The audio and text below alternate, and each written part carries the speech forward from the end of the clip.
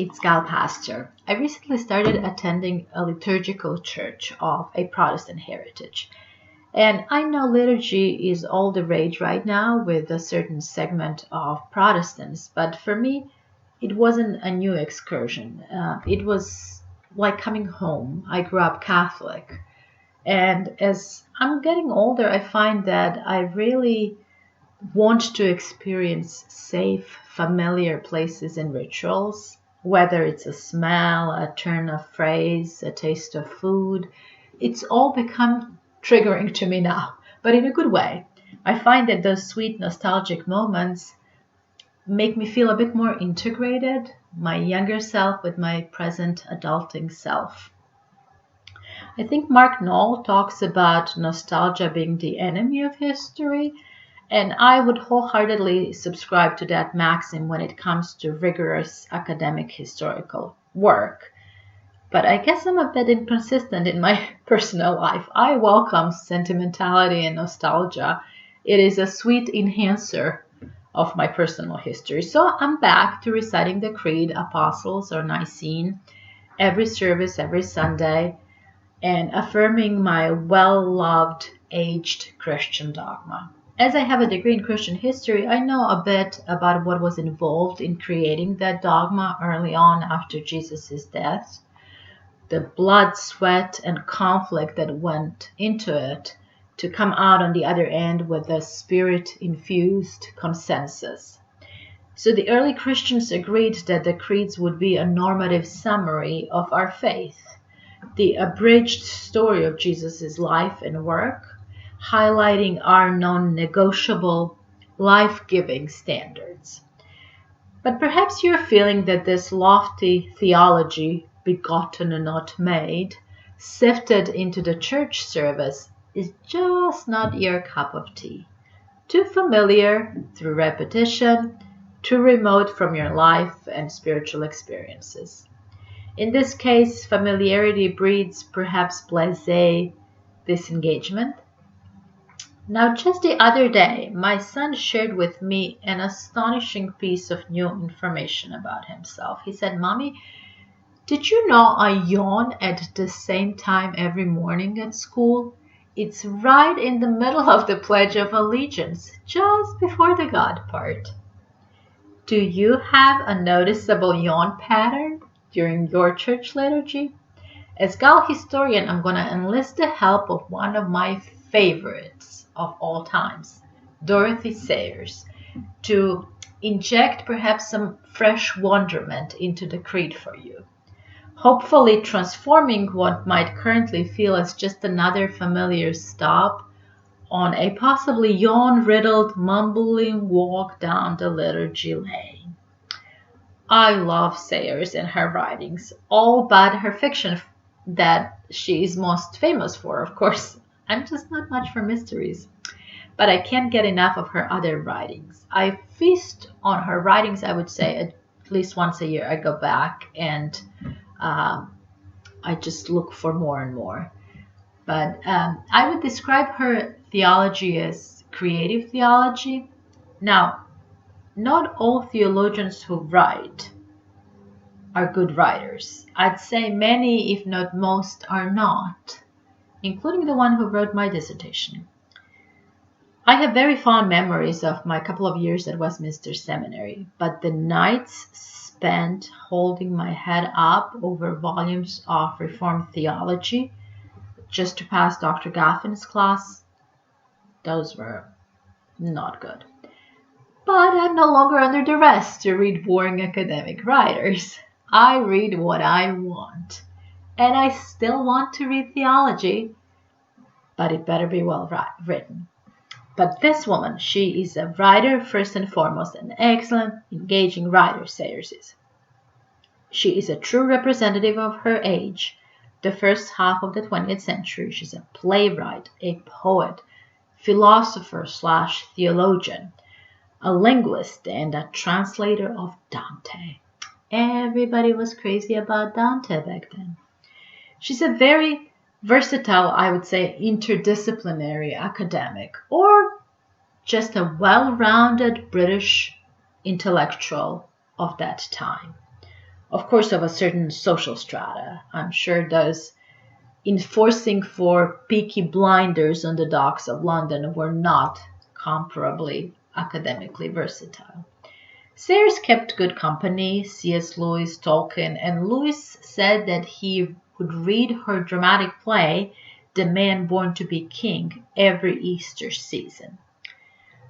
So I have a few of her writings here. Letters to a Diminished Church. I have the Selected Spiritual Writings, the collection of essays. I have The Whimsical Christian. Why would you ever want to be any other kind of a Christian, right? And the last, Are Women Human? The jury's still out on that. But today I want to bring to you a small offering of Sayers' musing on dogma. Sayers mourns the perception of Christian dogma primarily represented in our liturgy and her liturgy by the recitation of the Nicene or the Apostles' Creed. And this is what she writes. Official Christianity of late years has been having what is known as a bad press. We are constantly assured that the churches are empty because preachers insist too much upon doctrine, dull dogma, as people call it. The fact is the precise opposite. It is the neglect of dogma that makes for dullness. The Christian faith is the most exciting drama that ever staggered the imagination of man. And the dogma is the drama. Emphasis mine. That drama is summarized quite clearly in the creeds of the church. And if we think it dull, it's because we either have never really read those amazing documents or have recited them so often and so mechanically as to have lost all sense of their meaning. The plot pivots upon a single character, and the whole action is the answer to a single central problem. What think ye of Christ? Sayers then argues that the two main elements of our Christian creeds, their historicity and their drama, have the power to quicken a Christian's heart. This is what she writes. The church's answer to the aforementioned question, what think ye of Christ, is categorical and uncompromising, and it is this, that Jesus bar Joseph, the carpenter of Nazareth, was in fact and in truth and in the most exact and literal sense of the words the God by whom all things were made. He has himself gone through the whole of human experience, from the trivial irritations of family life and the cramping restrictions of hard work and lack of money to the worst horrors of pain and humiliation, defeat, despair, and death. When he was a man, he played the man. He was born in poverty and died in disgrace and thought it well worthwhile. Christianity is, of course, not the only religion that has found the best explanation of human life in the idea of an incarnate and suffering God. But in most theologies, the God is supposed to have suffered and died in some remote and mythical period of prehistory. The Christian story, on the other hand, starts off briskly in St. Matthew's account with a place and a date, when Jesus was born in Bethlehem of Judea in the days of Herod the king. St. Luke still more practically pins the thing down by a reference to a piece of government finance. God, Luke says, was made man in the year when Caesar Augustus was taking a census in connection with a scheme of taxation. Sayers continues, for Jesus Christ is unique among gods and men. There have been incarnate gods aplenty, and slain and resurrected gods not a few, but he is the only God who has a date in history. There is no more astonishing collocation of phrases than that which in the Nicene Creed sets these two statements flatly side by side. Very God of very God, he suffered under Pontius Pilate. All over the world, thousands of times a day, Christians recite the name of a rather undistinguished Roman proconsul, not in execration, but merely because that name fixes within a few years the date of the death of God. So Sayers basically argues that the dogma expressed in a Christian creed that you will recite this week is based upon, indeed steeped in, a verifiable historical narrative. It is the very newsworthy who, when, where, and why of your faith. What you are reading or reciting is your very own ancestry report. The second part of dogma, she says, is the drama of it.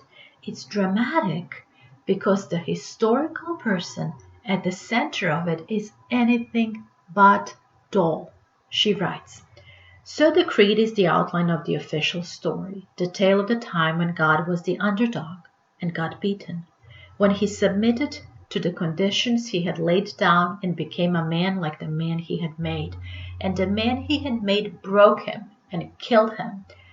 This is the dogma we find so dull, this terrifying drama of which God is the victim and hero. If this is dull, then what in heaven's name is worthy to be called exciting? The people who hanged Christ never, to do them justice, accused him of being a bore. On the contrary, they thought him too dynamic to be safe. It has been left for later generations to muffle up that shattering personality and surround him with an atmosphere of tedium. We have very efficiently pared the claws of the Lion of Judah, certified him meek and mild, and recommended him as a fitting household pet for pale curates and pious old ladies. To those who knew him, however, he is no way suggested a milk and water person. They objected to him as a dangerous firebrand. He was empathically not a dull man in his human lifetime. Somehow or other, and with the best intentions, we have shown the world the typical Christian in the likeness of a crashing and rather ill-natured bore. And this in the name of one who assuredly never bored a soul in those 33 years during which he passed through the world like a flame. Doesn't she write beautifully? As you recite the creed together with the billions of people present and past, say it like it's your history, like it's the drama of your life. Jesus is thrilled to radiate of his fiery glow, and because of his death, yours will never be an ordinary dull existence either. This is one drama that you want to take part in. So I hope that hearing these words from Sayers nudges you to do the creed justice next time you recite it. Moreover, do the person that it describes justice. Put some drama into it then.